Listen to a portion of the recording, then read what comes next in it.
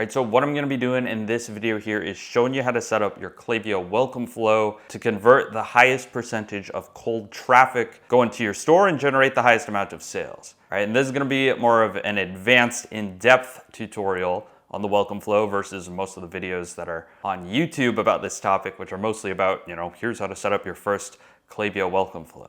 Now, I say this because this is the exact welcome flow structure that we've used to generate over $50 million in e-commerce sales for our clients. So if you implement everything I'm going to show you in this video here, you're going to save a ton of time, rather than trying to optimize and A/B test everything by yourself. You're also going to make a lot more money because your welcome flow obviously is going to be converting at a much higher rate, allowing you to convert a much higher percentage of the cold traffic that you might be sending from ads or your organic channels. And this video is extremely important because everybody who gets added to your email list has to go through your welcome flow. All right, so this is your first impression with all new subscribers, as well as your best opportunity to convert them. So if you're sending a lot of cold traffic to your website, this is the easiest way to increase the percentage of them who convert, as well as nurture the ones who don't convert right away to converting later and boosting your sales that way. All right, so here's the actual end product. Here's what the winning welcome emails look like for our clients that are doing really well. And as you can see, they all obviously look somewhat visually different. Each brand is different and we have to custom tailor it to their branding, but for the most part, they all follow a similar structure, all right? And I'm gonna be showing you why they need to be structured this way later on in this video here, but if you want access to this swipe file here where you could take a look at all of our welcome emails and even use them as inspiration or templates for your brand, I'm gonna be putting the link to this doc in the description. So content strategy. All right, so this is really about finding the messaging that resonates with your audience. So how we do it is, number one, we start by researching their best customers. So, as it says right here, study your highest value customers, follow them on social media, understand what content they consume and what challenges they face. I would also add in, reading the customer reviews on your website or Amazon, etc., and really trying to figure out why they chose your brand, why they're happy with the brand. Also, another thing too is researching the reviews of your competitors on Amazon, let's just say, reading their one-star reviews and figuring out what they didn't like about that. Really what we're trying to do is just get sort of a holistic picture of the average person who buys from your brand. What this looks like for us is when we start working with a new client, we'll get access to their Shopify and try to find like a handful of their customers who have purchased, let's say 3 to 5 times. So those are their best customers.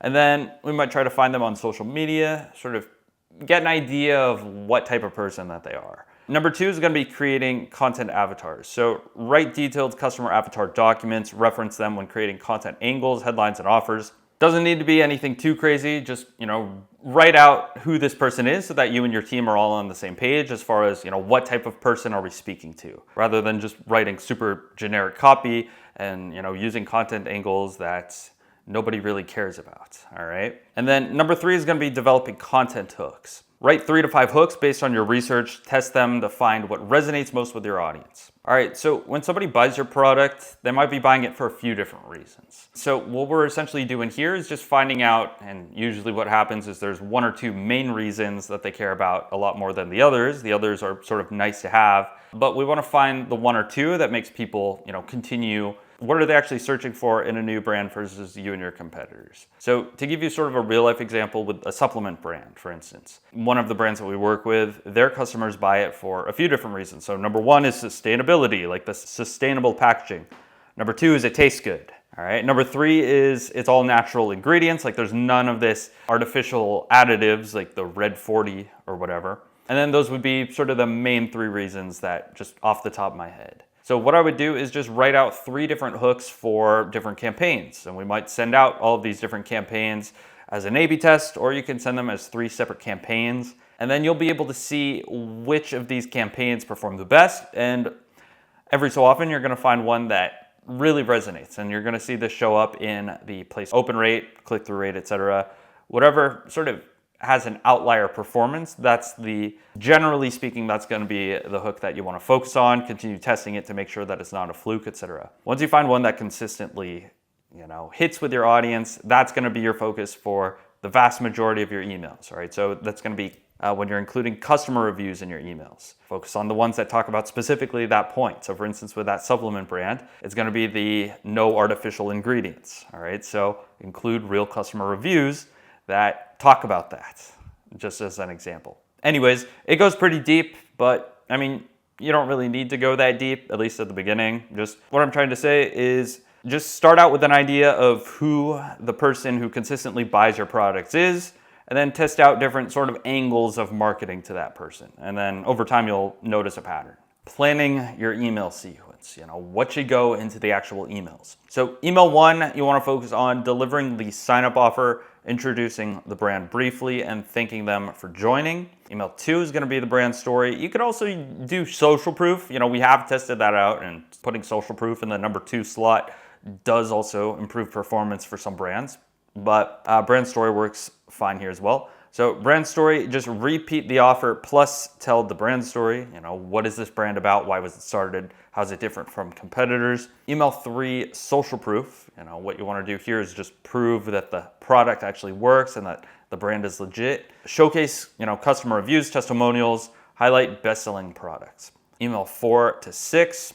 Is going to focus mostly on building value as well as urgency. So providing value content, so educational, value in terms of solving a problem that they might have, let's just say, handling objections, and creating final offer urgency. All right, so when I say that, I mean, hey, by the way, your welcome offer is still here, but it's expiring in 24 hours. At this point, they've gotten to know a bit more about your brand. They know that it's legit. They how it's different from competitors, but they might have forgotten about their welcome flow. So essentially or their welcome offer. So what we're doing here is we're just reminding them of that, but also giving them some urgency. It's like, all right, you need to decide sort of now or never whether or not you're going to be using that welcome code. And then also too, for the emails 4 to 6, I would also recommend, since you're going to be sending value content on your campaigns as well, typically what you're going to see is that, every so often you're going to get a very high performing campaign that's given value content, educational content, etc., that hits really well, that gets really good responses, etc., and good engagement rates. Might as well just, test out having that in the welcome flow so that it's sending to new subscribers. People who just joined your list are, receiving this campaign that performed really well with your existing list. Makes a ton of sense. Email structure optimization. Basically, how should we structure our emails to convert the maximum amount of people who can be converted? And we've tested out a bunch of different, email structures and email formats across dozens of different brands. And here's what we've seen consistently across every brand. So main thing that you're going to need to focus on is the above the fold section on mobile. The reason why is just how people read and consume emails. All right. So you might think that people open each email and read the entire thing.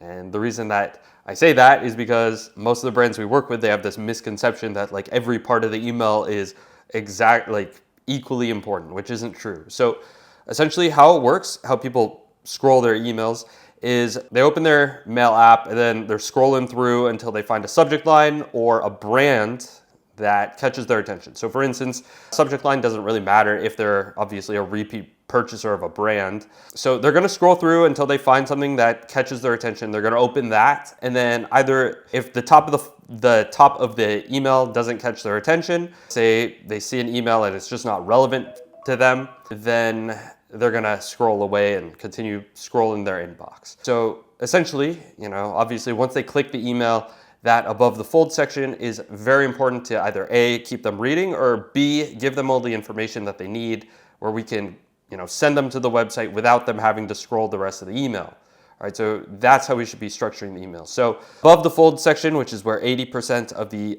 overall attention goes, is going to be that eye-catching branded header, welcome offer plus code, and big call to action button. Now the body content, now this is important too because a good amount of people are also going to be reading the body. So we need to convince those people and convert them. Brief brand introduction, 1 to 2 sentences. You don't want to write a whole novel in this section. Brand USPs, so basically unique selling points in infographic icon formats. And what you want to do here is just focus on aspects of the business that are going to be attractive to the customer or solve potential objections. Things like, made in the USA or free shipping or 2-day shipping or whatever. Basically just handling common objections, why people wouldn't purchase from you, or what specifically your target market is looking for in a product. Bestseller showcase, so this isn't super necessary, but you can test this out, especially if you have a lot of products that people need to sort through, then this is actually a really good idea. Social proof elements, so things like customer reviews, press mentions, etc.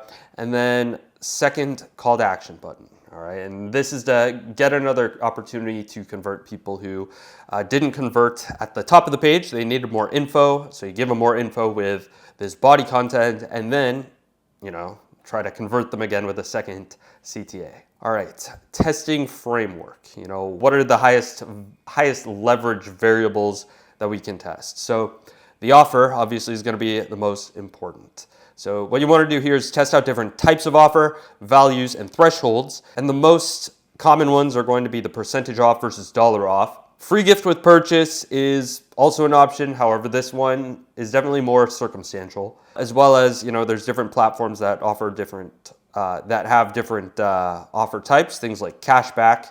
So there's different apps for offering that, but these are going to be your most important ones or the most common ones.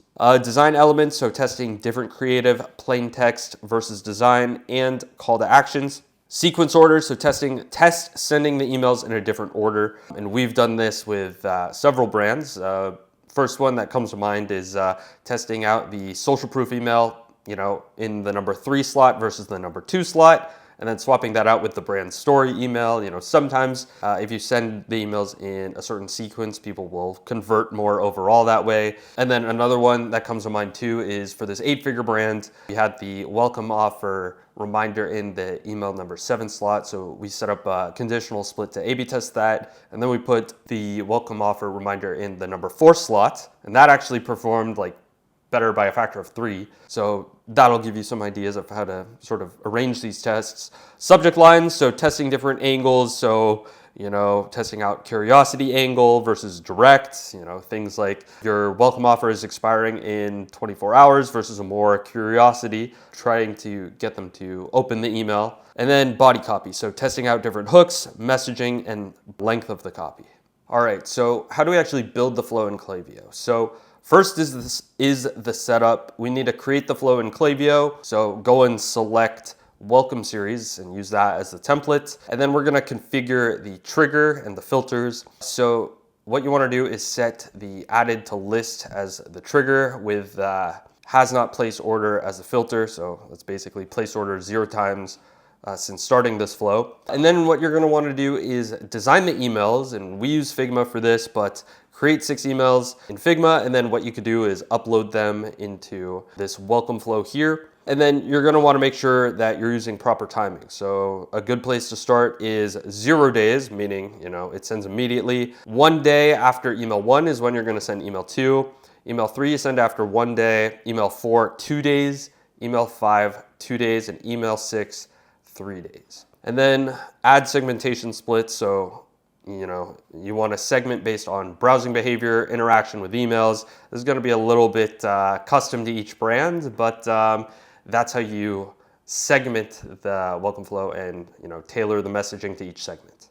All right, and here we have some client results from 7- and 8-figure brands. So as you can see right here, the screenshot. So very solid conversion and engagement metrics. 13% place order, which sells high ticket products, is very high. So fashion brand. All right, so we increased their welcome flow revenue from $152,000 to $224,000 per month by adding educational content and social proof. And this is from their whole welcome flow, so not just the first email. But yeah, that's basically a 50% increase. Skincare brand, we improved their conversion rate from 5% to 11% with educational content. How does the product work? And before and after photos are extremely effective for skincare. Boat parts brand, we boosted their monthly revenue from $58,000 to $143,000 on the welcome flow by revamping their content strategy and extending it from 2 emails to 6. And here's some key benchmarks that you're going to want to hit. So 8 to 15% conversion rate which is basically the percentage of subscribers who purchase from the welcome flow. 8 to 15% is generally considered good. Open rates. So anywhere from 40 to 50% is considered good. You could get, higher than that obviously, but 40% is decent, but that's generally the benchmark that you're going to want to see. Anything in the 30s is all right. There's probably something going on with the deliverability. Some of these emails are being sent to spam. And then below 30%, you really need to prioritize getting out of spam because your emails are being sent to the spam folder. So that is the biggest bottleneck on the account if you're below 30%. Revenue per recipient, anywhere from $3 to $6. Of course, this is gonna vary by the brand, depending on average order value. And click-through rate, anywhere from 8 to 10% is considered good. This is gonna vary by brand a bit too. And this is for email one. So anywhere from 4 to 5% for subsequent emails is considered good. All right, thanks so much for watching this in-depth breakdown of the welcome flow. If you wanna watch some of my other in-depth tutorials on some of the other important flows, check them out here.